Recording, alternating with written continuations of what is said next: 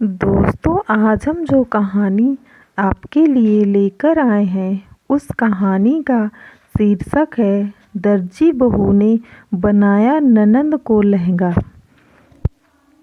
एक छोटे से गांव में जहां रिश्तों की मिठास और अपनेपन की खुशबू हर तरफ फैली रहती थी, वहां रहने वाला चौधरी परिवार अपने स्नेह और सद्भाव के लिए प्रसिद्ध था।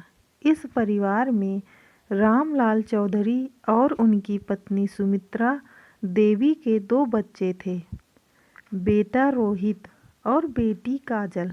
रोहित की शादी कुछ साल पहले एक सीधी सादी लेकिन बहुत ही गुणवान लड़की सुहानी से हुई थी।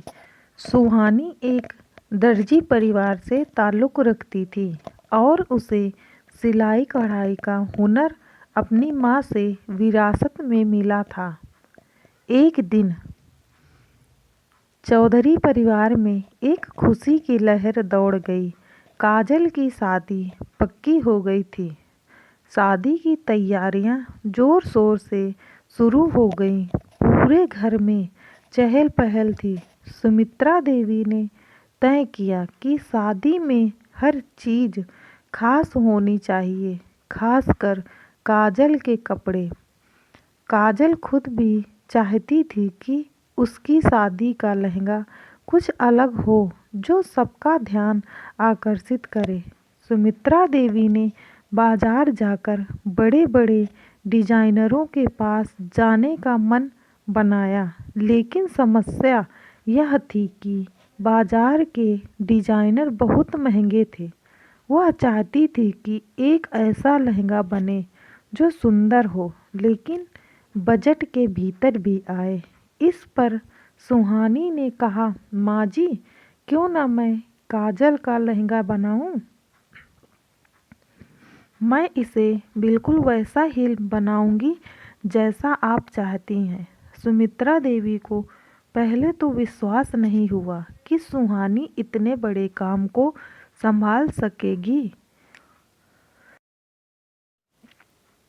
उन्होंने थोड़ी झिझकते हुए कहा, यह बहुत बड़ी जिम्मेदारी है बेटा, अगर कुछ गड़बड़ हो गई तो? सुहानी ने मुस्कुराते हुए जवाब दिया, माँ जी, मुझे पूरा यकीन है कि मैं काजल का लहंगा ऐसा बनाऊंगी कि हर कोई तारीफ करेगा। काजल भी खुश हो गई। उसने कहा, भाभी, अगर आप बनाएंगी तो मुझे और भी अच्छा लगेगा। मैं चाहती हूँ कि मेरा लहंगा सबसे अलग और ख़ास हो। सुहानी ने तुरंत काम शुरू किया। उसने काजल से उसकी पसंद पूछी और फिर लहंगे की डिज़ाइन तैयार किया। वह दिन रात मेहनत करने लगी। एक तरफ घर में काम और दूसरी तरफ लहंगे का सिलाई कढ़ाई का काम। सुहानी दोनों कामों में सामंजस्य बैठा रही थी। उसने बाजार से खास कपड़ा मंगवाया जो हल्का लेकिन चमकीला था। सुहानी ने कढ़ाई के लिए सुनहरे और चांदी के धागों का इस्तेमाल किया।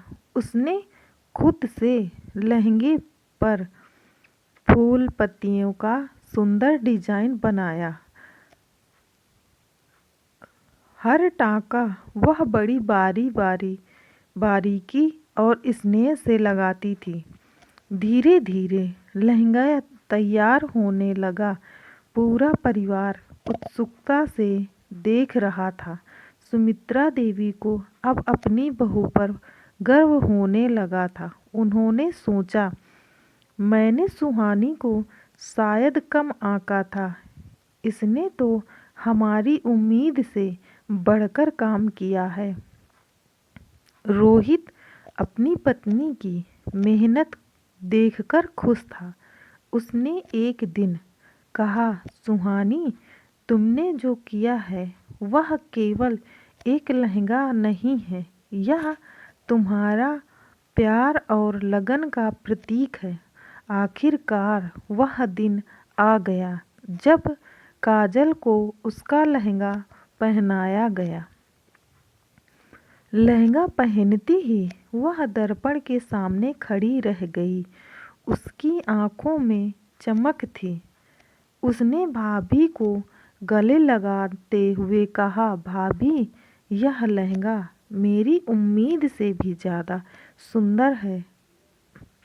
शादी में आए हर मेहमान ने काजल के लहंगे की तारीफ की।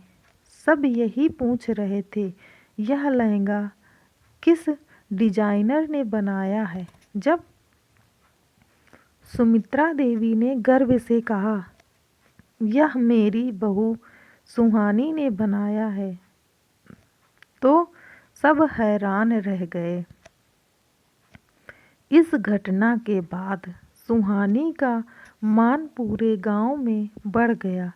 सुमित्रा देवी ने भी उसे दिल से स्वीकार किया और कहा, तुम्हारे जैसा हुनरमंद और स्नेही इंसान बहू के रूप में पाकर मैं धन्य हो गई। कहानी इस बात का प्रमाण थी कि रिश्ते तब और मजबूत होते हैं जब उनमें विश्वास और प्यार होता है। सुहानी ने अपनी मेहनत और हुनर से न केवल अपनी जगह बनाई, बल्कि अपने रिश्तों को भी उन ऊंचाइयों तक पहुंचाया।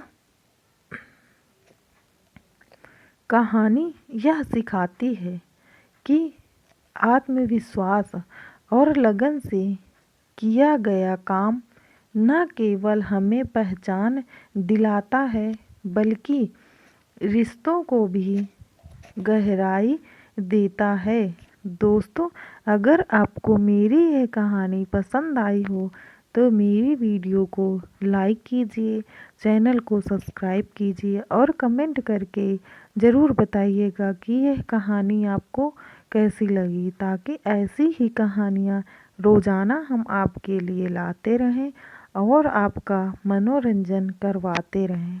धन्यवाद।